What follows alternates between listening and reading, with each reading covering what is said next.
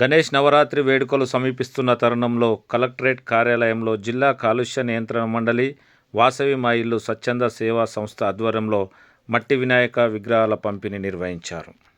ఈ సందర్భంగా జిల్లా కలెక్టర్ ప్రావీణ్య మాట్లాడుతూ ఏకో ఫ్రెండ్లీ మట్టి గణేష్ విగ్రహాలను ప్రోత్సహించాలని, కాలుష్య నియంత్రణలో ప్రతి ఒక్కరూ భాగస్వాములు కావాలని, మట్టి విగ్రహాలు సహజంగా కరిగిపోయి నీరు నేల స్వచ్ఛతను కాపాడుతాయని, అందువలన ప్రతి కుటుంబం ఏకో ఫ్రెండ్లీ గణపతిని ప్రతిష్ఠించి పర్యావరణ పరిరక్షణలో భాగస్వామ్యం కావాలని సూచించారు.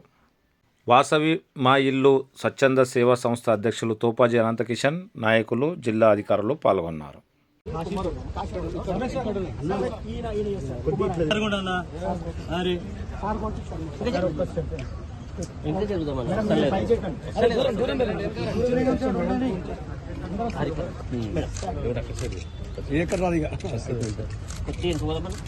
కాంప్లెక్స్ లో మనకి రాబోయే గణేష్ చతుర్థి సందర్భంగా వాసవి స్వచ్ఛంద సంస్థ ఇక్కడ మట్టి వినాయకుడిని డిస్ట్రిబ్యూషన్ కార్యక్రమం అనేది ప్రారంభించడం జరిగింది.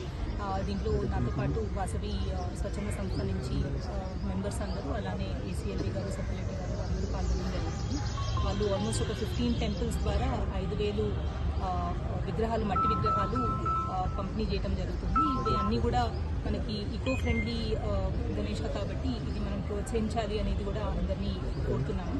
అలానే మనకి ఈ వచ్చే గణేష్ చతుర్థి సందర్భంగా మనము కొన్ని జెడ్పీహెచ్ఎస్ స్కూల్స్లో అండ్ ఇది మన రెసిడెన్షియల్ స్కూల్స్లో కూడా నిన్న నారాయణ ఖేడ్ సబ్ డివిజన్లో సబ్ కలెక్టర్ గారి ఇనిషియేటివ్తో మట్టి వినాయకుల్ని క్రియేట్ చేసే ఒక యాక్టివిటీ కూడా పిల్లలందరికీ ఎంకరేజ్ చేశాము. సో దట్ వాళ్ళకు కూడా ఎన్వైరన్మెంట్ ఫ్రెండ్లీనెస్, ఈకో ఫ్రెండ్లీనెస్ వాళ్ళు కూడా ఫెస్టివల్ సెలబ్రేట్ చేసుకోవాలని అవేర్నెస్ కలిగిస్తూ వాళ్ళకి ఒక యాక్టివిటీ కూడా టేకప్ చేయడం జరిగింది. దీంతోపాటు స్వచ్ఛంద సంస్థలు ఇంకా ఇట్లాంటి యాక్టివిటీస్ ప్రోత్సహించాలని కోరుతూ వాసవి స్వచ్ఛంద సంస్థని అప్రిషియేట్ చేస్తున్నాము. ఈ ఒకేషన్కి వాళ్ళు మంచి వాసవి మా ఇల్లు స్వచ్ఛంద సంస్థ ఈ ఇనిషియేటివ్ టేకప్ చేసినందుకు వాళ్ళందరినీ కూడా అప్రిషియేట్ చేస్తున్నాం.